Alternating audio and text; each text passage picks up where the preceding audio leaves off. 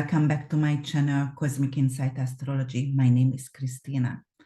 If you have an Aquarius Sun, Aquarius Rising, or Aquarius Moon, this is your 2023 annual astrology forecast horoscope. This is a teaser, actually. This is a shorter version of horoscope that I am right now recording and will be offered for purchase. And each individual horoscope going to be about an hour and a half or 2 hours, truly dissected and detailed, very, very detailed. I'm going to talk about all the eclipses, all the retrograde, all the out-of-bounds planets, everything, months by months for each individual signs. I'm going to offer the horoscope for a discount for the first 3 months, which is going to be $5 each, or you can buy all the 12 horoscope for $50. And later on, after January, I will offer that for $12 each individual sign.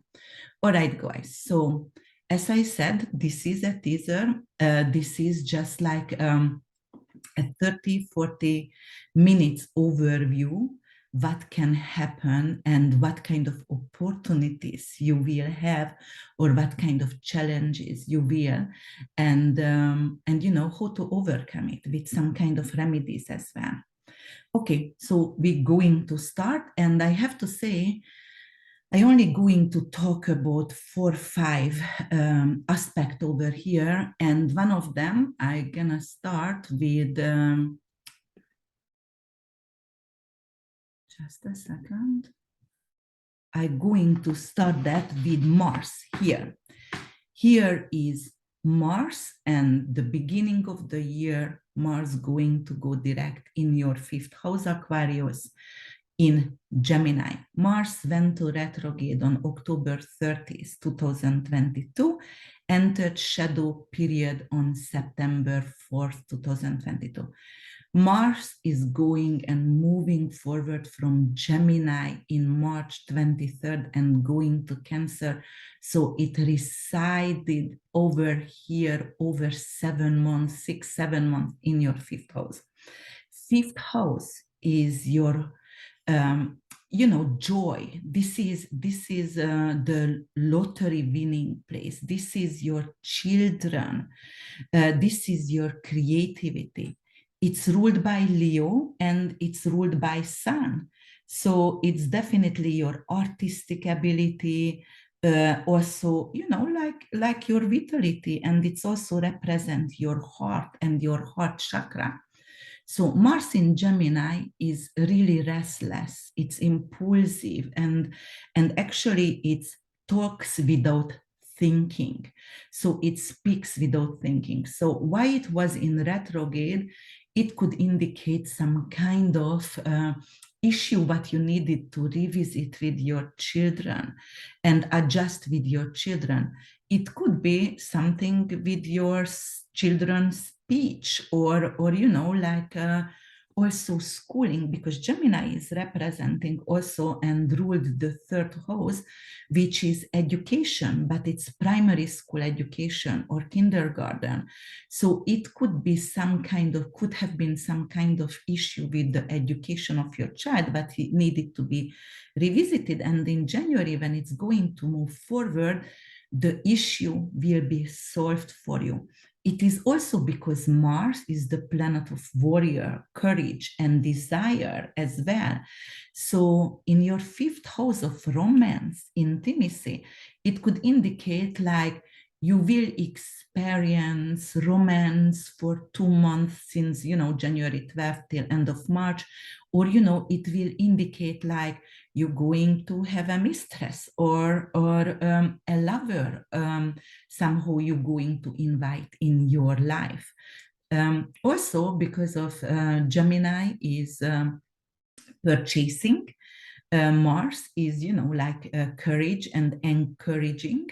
And 5th house, it could be something with lottery, or it could be some kind of prize. Mars going direct over here could indicate you can purchase a winning ticket. It doesn't have to be lottery, but it could be a scratchy tickets or something, anything like that. So definitely it will be really good in the 5th house when it's gonna move direct. But the main thing what we wanted to talk about in 2023, we wanted to talk about Saturn in Pisces. Saturn going to move in Pisces March 7th. So listen, March 7th here, Saturn was in your 1st house. So actually the last 2.5 years, because it takes Saturn to go around the zodiacal cycle over 29.5 years. So it resides around 2.5 years in each individual sign, right? And then it was in your 1st house in Aquarius. It also rules Aquarius. It rules you with Uranus. It co-rules your sign. But Saturn is the planet of discipline. It's the planet of decay, limitation, restriction, caution, endurance, fears, death, cold, chronic illnesses, starvation, undeveloped land. So yes, Saturn rules a lot of area, but in your 1st house, it could have indicated something like you lost weight, or you were very tired, you experienced fatigue the last 2.5 years, or you had some kind of chronic health issues with backache or toothache, or like something with your structure, because the 1st house is you, that is your body, that is your individuality, that is your vitality, your essential self. And over here, it definitely indicates some kind of setback in your physical body. But if you wanted to lose weight, perhaps it would have been really good to lose weight the last 2.5 years for you. So it's gonna go to Pisces. In your 2nd house, you have to understand the archetype of Saturn, and you have to understand the archetype of Pisces to know what kind of opportunities or challenges we're bringing.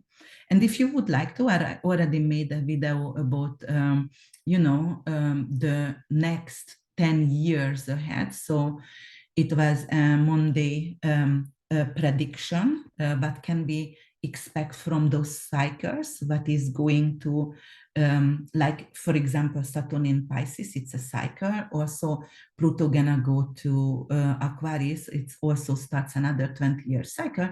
So you can learn from that video in general what it's going to bring for us. But for you, gonna enter the 2nd house. 2nd house is ruled by Venus, and it's ruled by Taurus. So Taurus is a fixed sign, right? And it is an earth sign. But your 2nd house here is ruled by Pisces, Aquarius. And Pisces is a mutable sign. Pisces is a water sign. So both of the areas we have to check. Saturn in the 2nd house could indicate some kind of like you're going to buy an undeveloped land, or your saving account. 2nd house is also representing your wallet. It is your finances. It is the income what you earn from work, from hard work. And definitely Saturn has a very good discipline and hard work ethic, a good work ethic. So in the 2nd house, it could represent like from the hard work I have done during the 2.5 years in Aquarius, right now in Pisces, I'm going to bring it in, and it's going to actually pay its gift. So Saturn, definitely, you don't have to fear Saturn. It could represent something like yes, it is decay, delay, and discipline, and all the bad things as well. But Saturn, usually when you make friend with it, it's a social planet, and it helps you to stabilize something. So this is your finances. It will help you to stabilize something or preserve money. How can you preserve money? Saturn represents undeveloped lands. So you might going to invest in undeveloped lands, and that's how you're going to preserve your money. Or Pisces is oil. And it could be like, all right, I'm going to buy oil on stock, and then that's how I'm going to preserve my money. But second house also your values, and second house also your taste. Saturn is starvation. This is taste, but you might going to experience issue with your taste buds, like you're not going to taste the food somehow. Or it could be like the way the taste is going to change. So Saturn could be actually salty and you go and savory. So you might going to want to eat more savory and more salty food as well. Saturn in Pisces could also bring in drought, but in your second house, the finances, it could actually, it's not necessarily drought. It could something be like, all right, I'm going to have a saving account again. I'm going to capable to save money, not spending, because Saturn not going to let you to spend money like crazy, you know, just like flow out from your hand. It's going to help you to keep money and preserve your money. Okay, and let's see what else is happening here. So, you know, I mean, I was talking about Formalhat. Formalhat is a fixed star. And actually, it is a royal star. And it's representing Archangel Gabriel, which is in the south. It's coming from the south. And 4 degrees is Formalhat, reside in Pisces, but in mutable signs, 4 degrees, it's indicating an honorific degree, which is a karmic degree. And Saturn going to go there and conjunct with Formalhat, which is, you know, the creative vision. Formalhat is also, you know, like seeks to express itself artistically and to improve and refine the environment. And develop and express a poetic sensibility. So it is very idealistic, it's really prophetic, it's really creative and visionary. The shadow side of Formalhat is delusion and corruption. And then what you want to see here, you want to see, let me go here. Formalhat, 4 degrees, and Gabriel. And you know, Archangel Gabriel, because it's representing Archangel Gabriel, that was the messenger of God.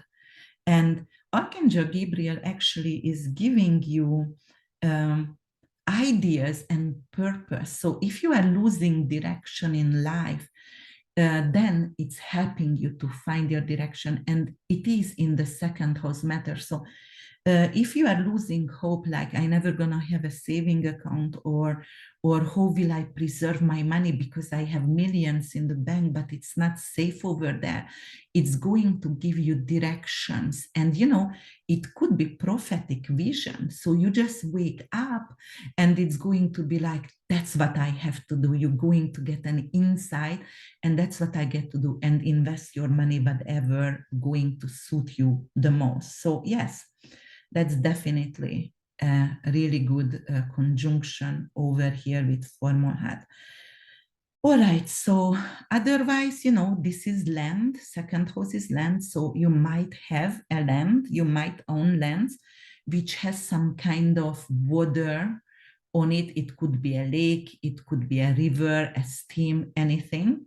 And it's drought. Saturn in Pisces could be like not enough water. You might get experience that not enough fishes in your stream, unfortunately, and Saturn is starvation as well. Second house is our food. So it could mean like maybe you are pescatarian, Pisces, right? But we won't have fish available for the public as much as we had before.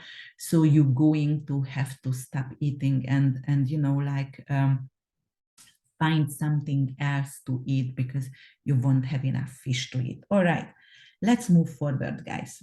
So Saturn is going to go back and forth to retrograde, but it's gonna stay in your second house. It's not gonna go back to Aquarius. And it's going to go actually September 4th till December, gonna go in retrograde over here. But let's talk about Pluto right now. So here is Pluto. Pluto is the planet of transformation. Pluto is elimination, destruction, regeneration, renewal. It rules the taboo, sex, death, pregnancy, rape, obsession, other people's money, banking system. It rules the 8th house Scorpio, you know. And Scorpio is ruled by Hades, Pluto, and that's the underworld. So definitely it could be, and actually in Capricorn, it was really emphasize the power of the structure of politician, of the government, because Capricorn rules the government. But when it's gonna go to Aquarius, it's gonna go to your first house, and Aquarius is humanitarian. That's your sign. Aquarius is ruled by Uranus and Saturn, but it's a humanitarian sign. It's a visionary sign. It is really original. You guys are truly independent, and you don't need to lean on anyone, and you see in the future, you see ahead. And in your first house, you know, it's gonna stay here for 20 years. 2024, it's gonna stay here till 2044. But right now, the next 2 years gonna go back and forth between Capricorn and Aquarius. So it's going to reach the karmic degrees back and forth, the 0 degrees and the 29 degrees, 0 degree, 29 degrees, it's karmic. In your 12th house, it's representing a major mental and spiritual breakthrough for you. It could have been some kind of obsession. You were maybe obsessed with shadow government or conspiracy theories. And it could be also actually indicate like if you are older, you might have to seek for some kind of institution where you maybe you were a drug addict or alcoholic and you had to go to an institution, a rehab center. Pluto in 12th house is rehab center and doing your transformation. But you know, it's gonna go back and forth. So it is like, and not necessarily you give up everything yet, you still have to work on yourself. But in your first house, all right, that's your identity. That's your vitality, your individuality. So, all right, it's representing actually a major breakthrough, or you might want to totally reinvent yourself, the way you're looking at things and approaching and the way you are looked at. Pluto actually also can indicate surgeries. And Aquarius is something with digital, so it could indicate like some of you are Aquarius, so I could definitely believe you're going to have chips in your body, and that's how you're going to actually open the doors or whatever. And actually I already experienced that. We went to an Airbnb like 5 years ago, and the guy we stayed with had already chips in his body, and it was very weird for me. But you know, you are Aquarius, so you definitely down to it, some of you. And it could represent that. And also it could represent surgeries. So you might need some kind of surgeries. Some of you going to go through the, oh my, I forgot the word, gender surgeries, because of, you know, Pluto is sexuality, and some of the people in the first house, it could be like, I'm going to become a woman or I'm gonna become a man because I was born in the wrong body. So yeah, definitely it could indicate that one as well. And you see, the month January starts out with a stellium in your 12th house. 12th house is the cosmic womb, it's the subconscious, it's your bedroom, it's your hidden dreams, hidden enemies. So in January, you will definitely have to be careful, because there is someone who you love, or, you know, who you thought it's a friend. Venus is here, but, you know, it could indicate either some kind of sexual attraction, and you thought it's just a friend, but like it's going to be uncomfortable. Or it could be some hidden enemy here who has evil tendencies. Pluto in Capricorn still here, so some kind of evil tendencies.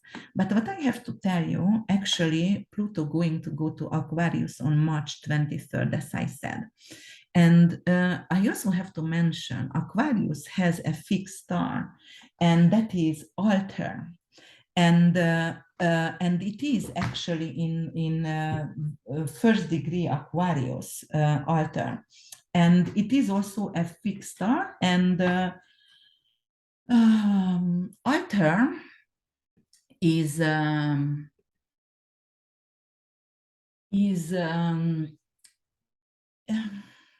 bravery and boldness.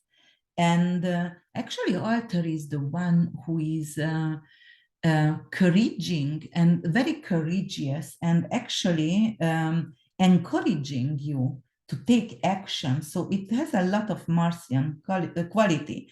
So actually, it's assertive and going to make you to take a risk. And the first house is, as I said, Pluto over here, major transformation. It could be like gender surgery, or like it's going to make you to take risk, and let's go with it. But definitely major transformation of the ego. And Pluto is also researches in Aquarius, in your first house. It could indicate some kind of research with digital currency, or investing in digital currency, or researching about that for the next 20 years, because that's going to be the future. Or it will indicate like you going to have research about artificial intelligence as well.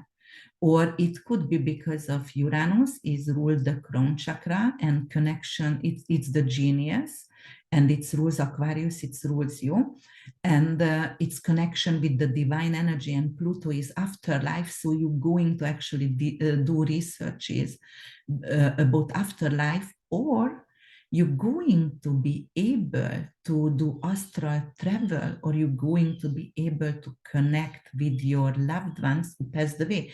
And also really the next 20 years, it's really far away. I would say Aquarius is digital, so enigmas, and Pluto over here, it will be capable to bring back or loved ones from death, and we will be capable to talk to them, like enigmas, not necessarily hug them, but you might be the one who is helping to invent that. So definitely research and invention for you over here. Okay, so it's going to conjunct with Altar back and forth. So definitely you're going to be very bold, really initiative. And Altar is a good star.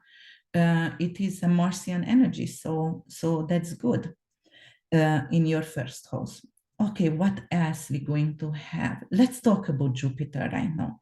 Jupiter is the planet of blessing. Jupiter is the planet of growth. It rules the 9th house, Sagittarius, which is traveling, and which is everything with immigration and the law and higher education and your older siblings, long distance traveling. And it also rules Pisces, the 12th house, which is the unprivileged, which is the aliens, angels, the cosmic womb, Mother Teresa. So, but it was in your 3rd house for a long time, for 11 months in Aries. And it's going to go to your 4th house of Taurus, which is actually your home, your roots, that is ending, and your grave as well, the 4th house or grave as well, but definitely changing in our living situation. And Taurus is luxury, it's comfort. So I would say either you're going to make your house really comfortable and very luxurious. It could mean also like you're going to create a smart house, because Uranus is here, and 2024 beginning, Jupiter and Uranus going to conjunct in your 4th house. So it's definitely representing some kind of smart house, Tesla house, or whatever like that. And you are Aquarius, I could absolutely imagine that.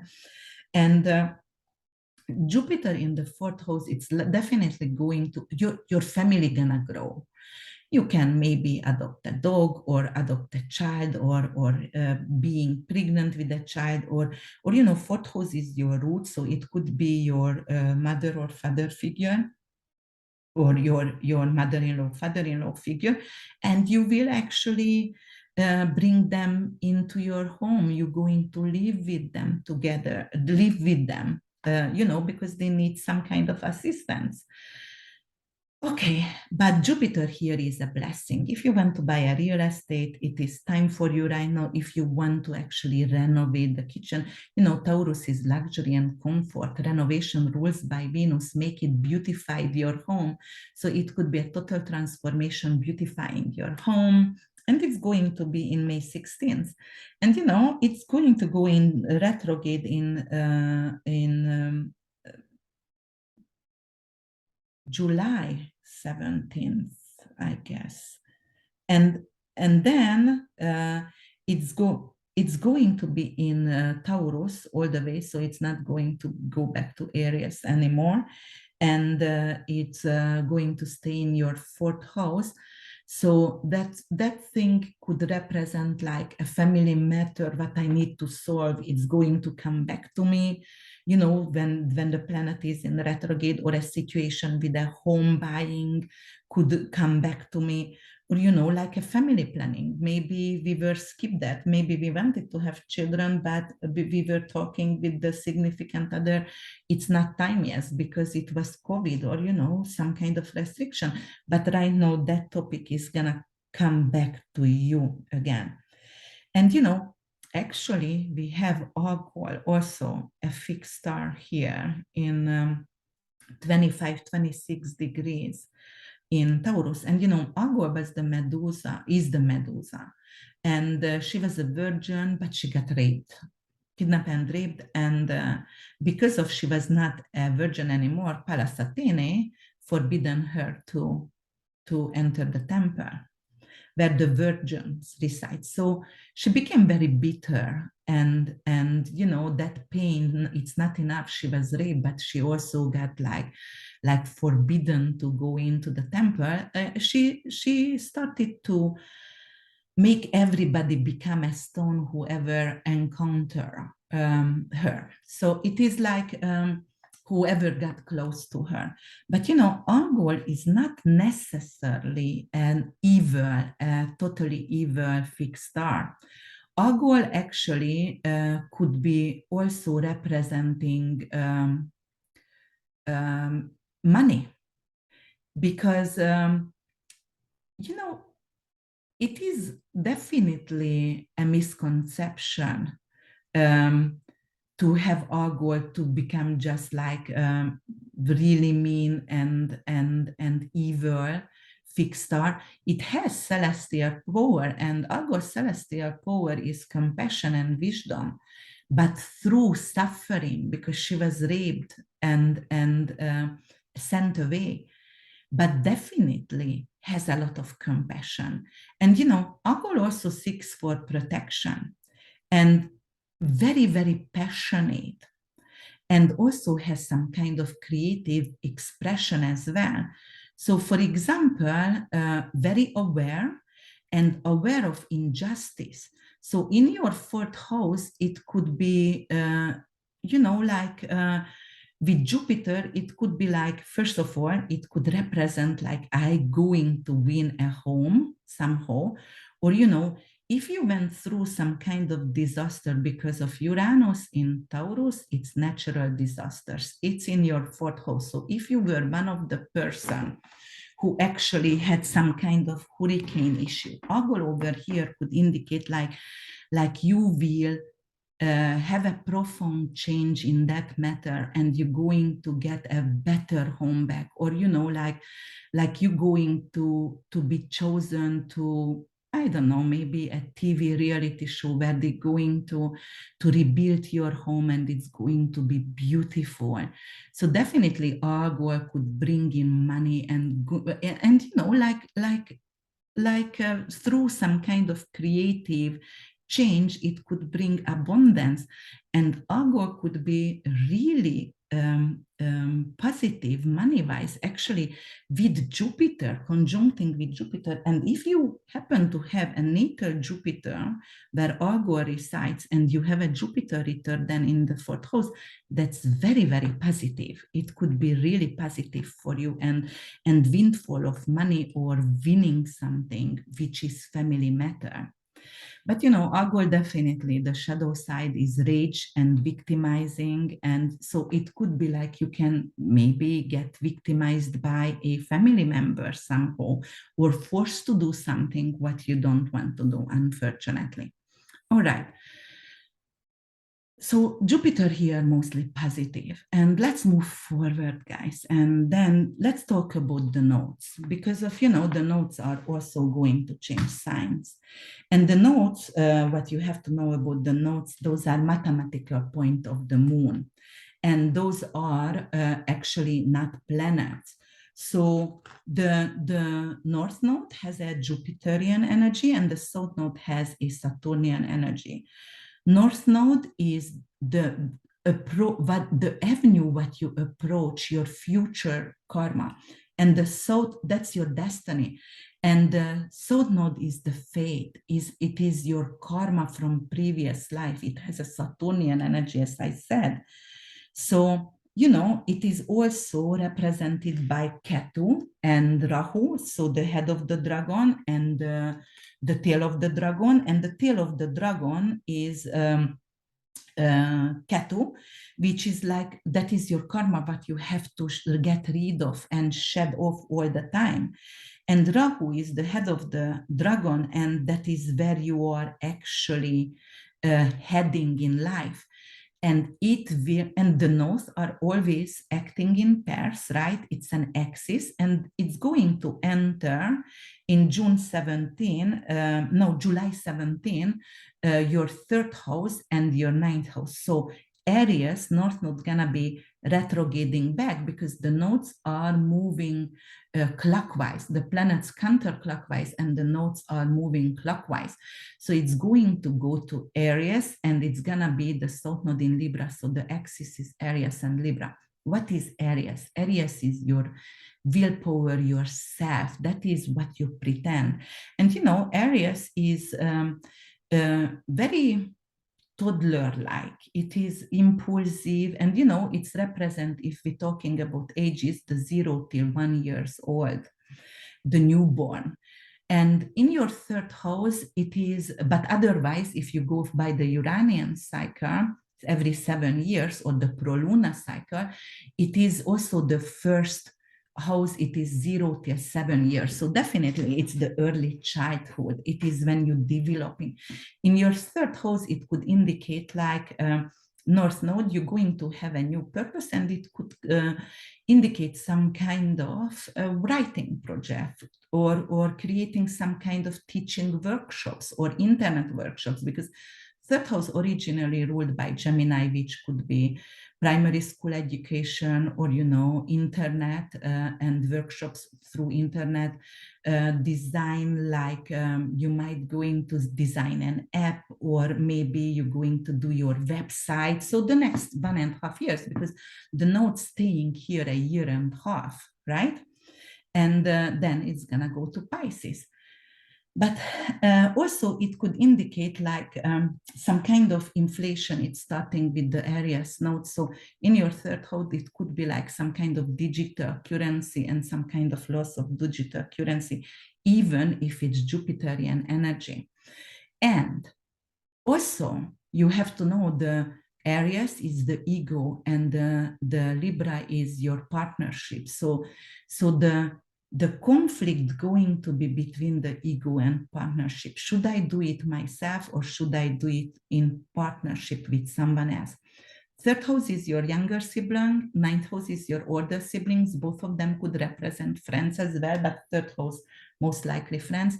This is immigration matters, so it might be like a completion. So now this completion of an immigration matter for you, or lost citizenship, or lost something, like maybe because of my marriage, my second marriage actually came to a divorce, and I also lost the the citizenship with it, or, you know, like all my foreign status with it.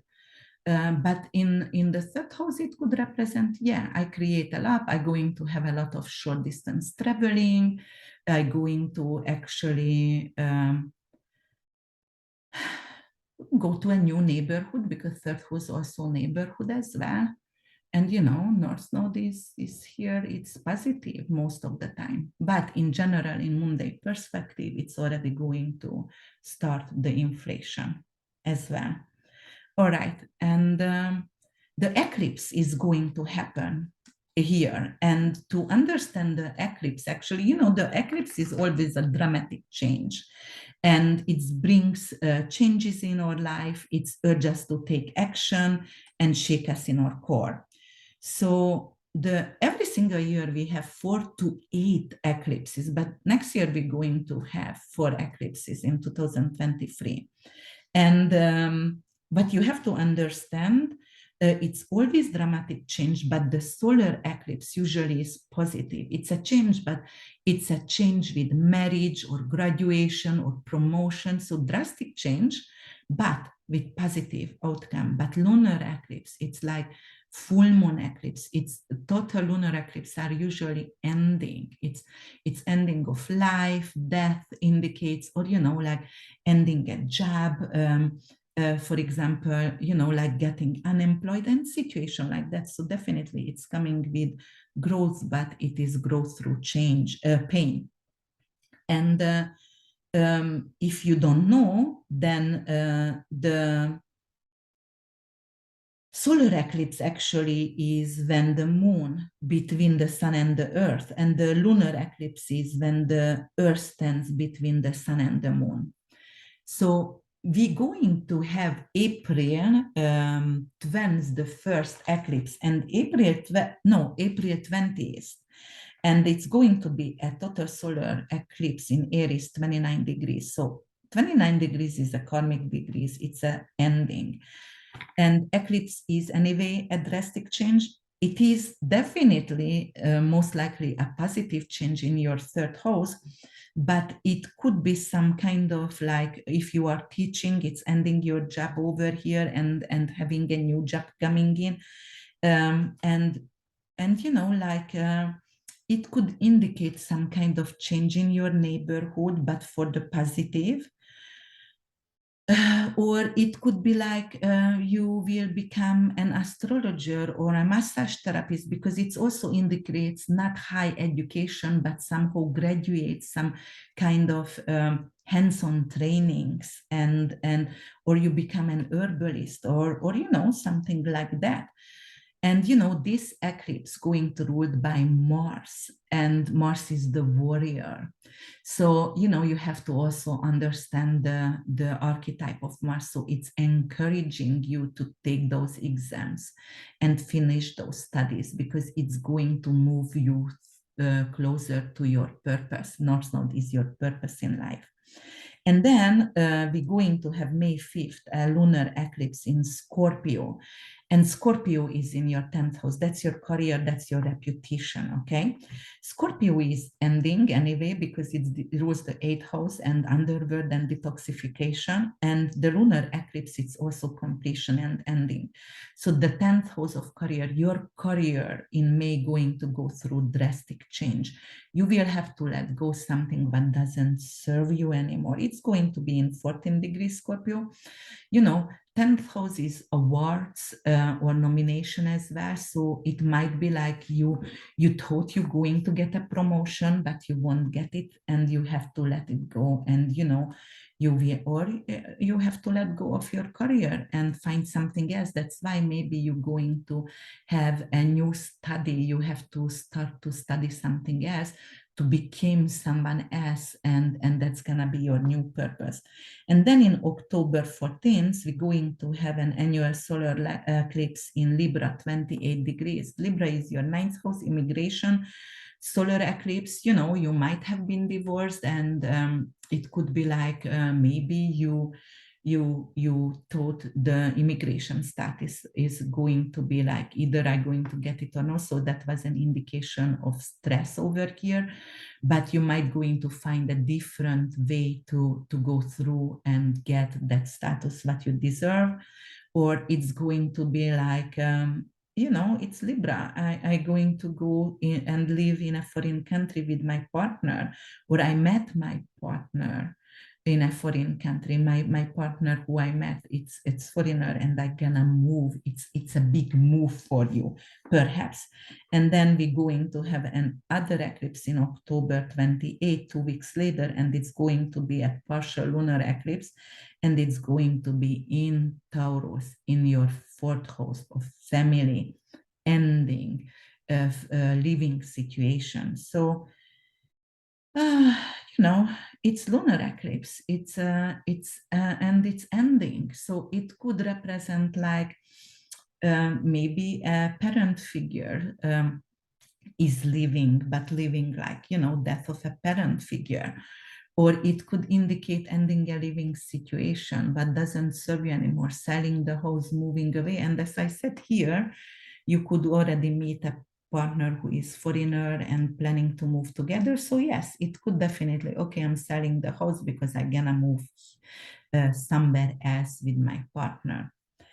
All right, guys. So, and oh, yes, because of the eclipses, Spica. Should I talk about Spica? No, because Spica is also a fixed star, but it is 23 degrees, and the eclipse is going to start on July 17th, goes to Aries and Libra, and it's not going to reach Spica. Yes, it's gonna reach Spica. Okay, it will reach Spica because it's coming from, it's reversed. So it's coming from Scorpio and going here. So let's talk about Spica. Yeah. All right. So what is Spica? What kind of star is Spica? Actually, that is a really, really positive star. Okay. So Spica is also luck, and it resides actually 23, 24 degrees. Fixed stars are moving, guys, but fixed stars are moving very, very, very slow. And Spica has a celestial superpower, and that is skillfulness. And Spica is really versatile. And, it's actually a very smart. So what it seeks for, it's skillfulness. For example, intelligence, and it has creative talents, and it is also have ability to show the creative talents. So it could be something actually. So note with your Spica in ninth house, you will be capable to learn another language, and it's gonna come to you very easy, very, very easy. But Spica also have a shadow side, and that is narcissism. So, or substance abuse as well. It could be. So here for you, in your ninth house, it could be like, yeah, I got connected, ninth house representing, the law and religion. And it could be like, I got obsessed with some kind of religion. Or, ninth house actually ruled by Jupiter, and its roots also white supremacist. And Spica, the narcissism, could also indicate like some kind of narcissist person, like, or I going to get into a cult or something like that. But those are like neo-Nazis or like very extreme with Spica could be. But because it's integrity also, and higher education and skillfulness in ninth house, which is higher education, it could also means like I'm easy to get my degrees, my masters. So it's definitely going to be good over here. And so now this completion, ending. So I get my degree and I can move on with my life. So yes, it was good to talk about Spica. All right, guys, as I said, I'm going to talk about everything, even the Chinese New Year, because we're going to have a rabbit on January 22nd. We're going to move to a rabbit Chinese New Year. And if you happen to be rabbit and Aquarius, then it's going to be a more pleasant year for you. Or actually, if you have, for example, if you are a dog or pig or goat, also which is friend of rabbit, it's also going to help you in this year. And you know, Saturn is also some kind of remedies in the second house and Pisces. Saturn is, you can use black obsidian or black tourmaline, something to save your money, to help you with saving. And, you know, Pisces stones are aquamarine, amethyst, so definitely it could help to wear those stones or put that in your wallet, and it will help you to save money. And Pluto, the transformation over here, and the first house Aries kind of stone, and the Uranian stone could be Moldavite, okay, because that's rules Aquarius. Plutonian stone, anything black, so it could be black tourmalite also. And the first house stone, because that's first house, which is ruled by Mars, it could be red coral or something like that.